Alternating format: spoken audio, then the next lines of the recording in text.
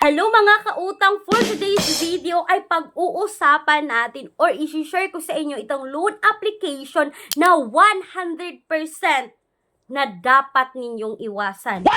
Bakit kaya dapat ninyong iwasan itong loan application na to mga kautang?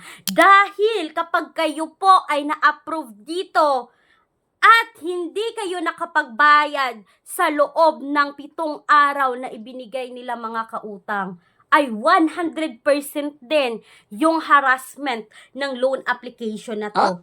Bakit ko nasasabing hindi kayo agad makapagbayad in 7 days? Dahil mga kautang, sa laki ng hidden fees nila, sa laki ng processing fee nila, sa laki ng service fee nila mga kautang, tiyak na mahihirapan ka sa pagbayad sa loob ng 7 araw dito. Maiiyak ka talaga dito mga kautang kapag kayo ay na-approve dito, kapag sinubukan nyo talagang utangan ang loan application na to at kayo ay na-approve dito, tiyak na hindi ka makakahinga sa lahat ng sasabihin ng collection agent nila mga kautang. Kaya please, beware of this loan application dahil isi-share ko mga kautang yung 100% legit na nangyari sa isang kasamahan namin dito sa team namin dito mga kautang sa Peramax PH. At yes mga kautang, you heard it right, dahil isa ako sa team ng Peramax.ph. Ito po yung channel ng Peramax.ph. So mga kautang, isa sa team namin dito ay naharas sa loan application na to. At hindi lang panghaharas mga kautang, dahil sobrang panghaharas yung ginawa. Kaya gusto kong i-share sa inyo ito. Huwag niyong i-skip yung video dahil mga kautang, Ops, alam ko excited kayo dahil malapit na talaga na mamili ako ng 20 katao na makatanggap ng tig 100 pesos GCash. At hindi lang yan mga kautang, dahil road to 10k subscribers na ako, mag-a-additional ako ng 30 katao na makakatanggap din ng 100 GCash. At mga kautang, as you can see sa screen, ito yung gagamitin, as you can see sa screen mga kautang, ito yung gagamitin ko, yung random picker mga kautang, no? Hindi ba siya maksado? Ay, wait lang.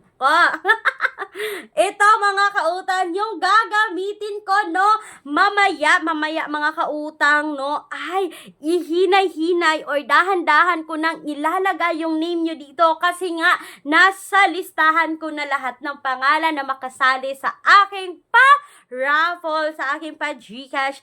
At sa video na to mga kautang ay may hashtag word akong ilalagay. Ang unang 2 tao na makakomenta tamang hashtag word ay may matatanggap na 50 each Gcash. At eto na nga, no, balikan natin itong loan application na bakit sobrang ayaw ko mga kautang. No, ayaw ko talaga na magaya kayo kasi mga kautang, 100% legit, maiiyak ka talaga sa panghaharas ng loan application na to. Legit talaga yan. So, ito na, no, pag-uusapan agad natin itong si Morgold.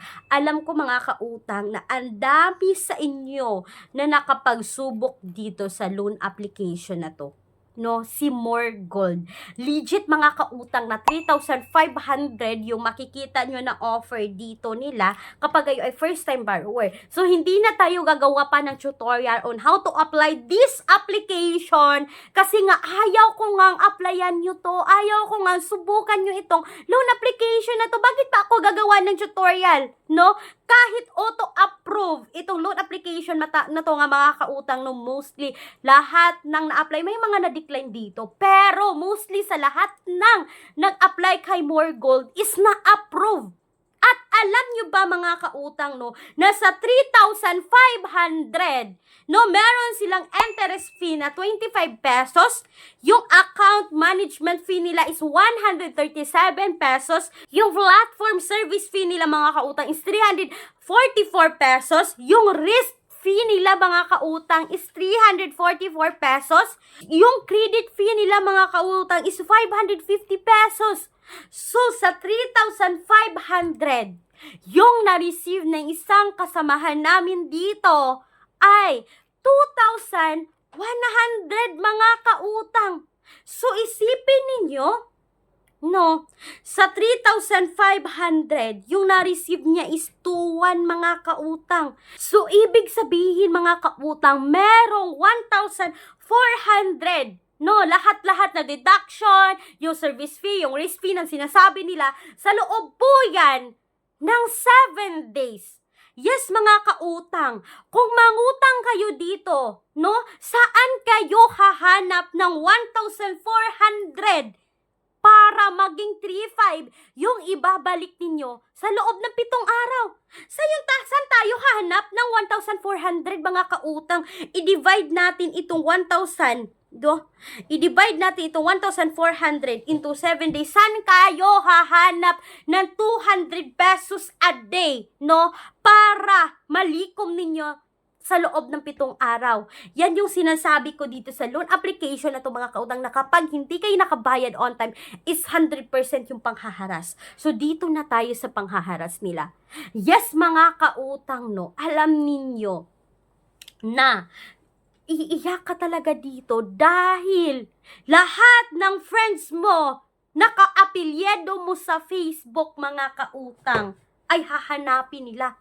Gagawa sila ng GC, gagawa sila ng group chat at i-add doon yung mga kakilala mo or makikita ng agent nila na close friend mo talaga, ay isasama niya sa GC mga kautang, isasama niya sa group chat. Yan po yung real talk dito. At doon sila maniningil. No, kasama na makikita na, although mas spam siya mga kautang, pero kapag ikaw ay nagkuri doon, kapag ikaw ay nag-scroll doon sa messenger mo at napunta ka sa spam, makikita mo talaga na si ano ay hindi nakapagbayad ng utang. Ano kaya ang iisipin nila mga kautang, no? Kapag isa sa kamag-anak mo ay nalagay dyan, tas hindi nila alam na nangutang ka, ayun. Tas sa halagang maliit, mga kautang, no, 2,100 lang yung ma-receive nyo sa 3,500.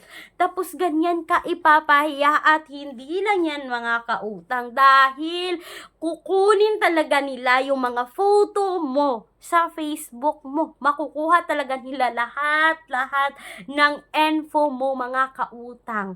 At yan yung gawin nilang pananakot kapag kayo ay hindi agad makapagbayad. At hindi lang yan mga kautang. Ang pinaka-worst dito sa pananakot nila is sinasabi nilang gagamitin daw nila yung valid ID mo, no? Para gawin nila mga kautang. For example, no, mangutang sila. Tapos yan din yung gamitin nila para madadagdagan yung utang mo. At hindi lang yan mga kautang. May sinasabi pa sila ditong pananakot, no, na kapag meron silang tinitira, ikaw yung matuturo, no, kasi yung binigay nila na ID isa yung mga kautang. At alam ko naman mga kautang na pananakot lang yan. Pero yung mga pananakot nila mga kautang is magkakos yan sa atin ng sobrang stress. Diba? Kasi na-pressure na tayo. Saan tayo kukuha ng pambayad? Please, no, please. Awareness ito sa lahat.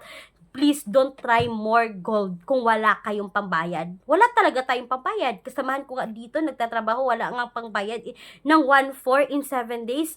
Mga kautang, dapat, no, na wag nyo na talagang ituloy ang pag-utang dito, kapag kasi itinuloy nyo mga kautang na approve kayo dyan, agoy mga kautang. Masasabi ko na lang talaga na wag na, no? So mga kautang, yan po yung aking real talk dito kay More Gold. Sana po ay hindi nyo skinip yung video na to. Sana po ay tinuloy nyo yung pagpanood sa video na to, kasi it can help us mga kautang. Lalong-lalo na sa lahat ng nangungutang na wala talagang choice. Kasi mga kautang, sobrang bilis mag-approve ng loan application na to, no? Sobrang bilis talaga ng approval. Kaya yung sabi ko na sobrang bilis ang approval. At the end naman mga kautang, pag June nyo na, dyan na talaga lalabas lahat ng baho ng loan application na to. Please think twice, no, bago umutang sa kahit anumang loan app. So far mga kautang, no, si More Gold lang yung nakita ko na ganito talaga mangharas. Kasi hindi naman ako na ano talaga. Pero, yung ikaw nga talaga yung naharas, personally, yung kasamaan talaga namin yung naharas ito personally, grabe. Grabe ang pagmumura mga kautang ng agent nila, ng mga collection agent. Grabe talaga. Mape-pressure parang hindi ka na makakahinga sa lahat ng mga sinasabi nilang pananakot. Yan yung ginawa nila mga kautang. No. Kaya please, lahat ng borrower ng mga utangan online, please beware of this loan application. And that's all for today's video. Ay sana po ay nakatulong sa inyo ang video na to. Once again mga kautang, this is Clarice, ang inyong number 1 palautang. Dahil utang is life. Bye-bye!